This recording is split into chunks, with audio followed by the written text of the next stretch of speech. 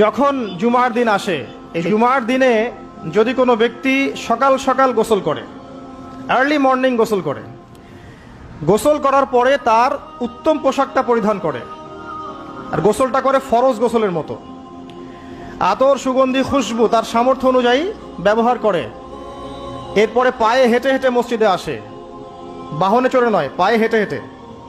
যদি আপনি অনেক দূরে থাকেন সেটা আলাদা কথা। এবং ইমামের কাছাকাছি বসে, মসজিদে আসার পরে যতটুকু সম্ভব হয় সুন্নত পড়ে নিল, নফল পড়ে নিল, এরপর ইমামের কাছাকাছি এসে বসলো, ইমামের খুতবা শ্রবণ করে মনোযোগের সাথে। খুতবা শ্রবণ করার সময় কাউকে কষ্ট দেয় না। কাউকে কষ্ট দেয় না মানে হচ্ছে যে কেউ কথা বললে তাকে এতটুকু বলে না যে তুমি চুপ করো,